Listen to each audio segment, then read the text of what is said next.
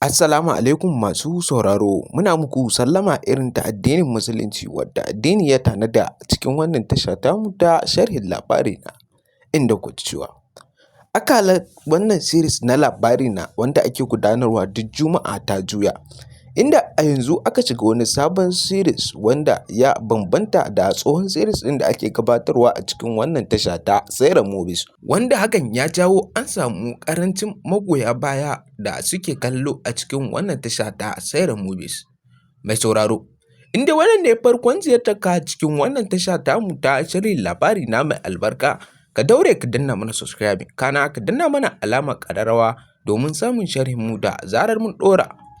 Kuma ba komai ne ya jawo ƙarancin magoya baya a cikin wannan tasha ta Saira Movies ba, wadda ta saba tana gudanar da fim ɗin labari na wanda a yanzu aka gama shi aka ɗora wani sabon series ɗin mai suna Bakan Gizo. Abin da ya jawo aka samu ƙarancin magoya baya shine yanayin juyawar akalar shirin fim ɗin labari na, wanda an samu sababbin masu shooting wanda a wancan series ɗin da aka gudanar babu su a ciki, sai dai 'yan tsirari daga cikinsu, wanda a cikin wannan series ɗin na Bakan Gizo akwai Kilishi, akwai kuma Lukman, sai Momi Gombe, sai kuma Lawan Ahmad. To mutane da yawa suna yawan complain game da wannan series da aka fara ɗorawa wanda an yi episode 1, wanda za a tafi na 2 a cikin wannan rana ta yau Juma'a. Ba komai ne yasa mutane suka samu ƙarancin mabiya ba a cikin wannan tasha ta Saira Movies, illa mutane suna ta complain game da wannan sabon series da aka kawo na Bakan Gizo. Kuma wanda ya producing ɗin shi ba Aminu Saira bane ba, face Alƙali, Aminu Alƙali. Wanda hakan ya jawo mutane suna ta ƙorafe-ƙorafe akan cewa labari na a yanzu an gama shi kuma an ɗora da wani fim Bakan Gizo, wanda yanayinsa gabaki ɗaya bai gamsar da al'umma ba. To illa wanda suka gudanar da wannan fim na Bakan Gizo wato producers ɗinsa sun fito suna bayyana wa mutane cewa shi fa wannan series na Bakan Gizo ba irin labari na bane ba, tafiyarsu da labari na ba ɗaya bane ba, wanda an ɗan zaɓi waɗansu masu shooting daga cikin labari na an sako su a cikin wannan fim domin su kaɗai ne za su iya hawa wannan step su yi matakin action yanda ya kamata. To mutane dai sun gamsu da wannan batu, amma duk da haka ba su fara kallon series ɗin nan na Bakan Gizo ba.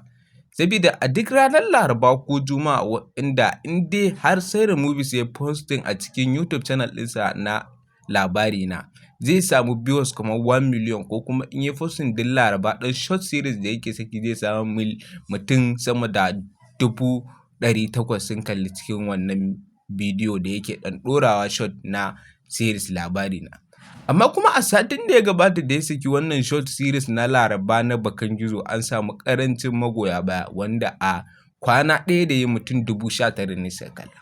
wanda hakan bai ɗaga wa mutanen da suke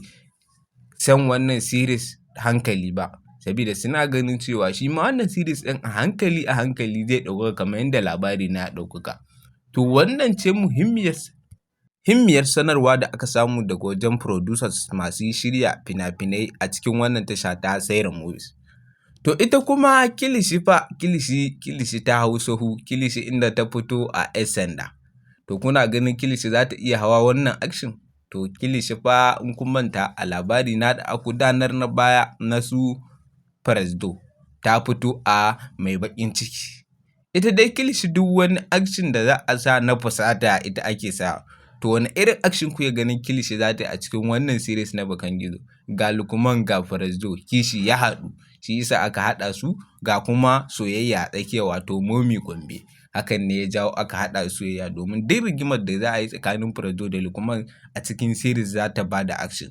Masu sauraro, kar ku manta da yi mana comment a cikin wannan tasha tamu ta sharhin labari na, kuma in dai wannan ne farkon ziyartar ku cikin wannan tasha, ku daure ku danna mana alamar subscribing, kana ku danna mana alamar ƙararrawa domin samun sharhin mu da zarar mun ɗora. Kilishi ma ta so ta ɗan yi sanarwa game da wannan shiri na Bakan Gizo. Amma mai sauraro, ku ci gaba da bibiyar mu a cikin wannan tasha tamu ta sharhin labari na domin kawo maka duk wani sharhi game da wannan series na Bakan Gizo kana da labari na, wanda in dai har mun samu sanarwa game da cewa wannan series na Bakan Gizo mai dogon zango ne ko mai gajeren zango, amma da alama an fara fahimtar ko zai yi dogon zango ba zai kai tsaho kamar labari na ba.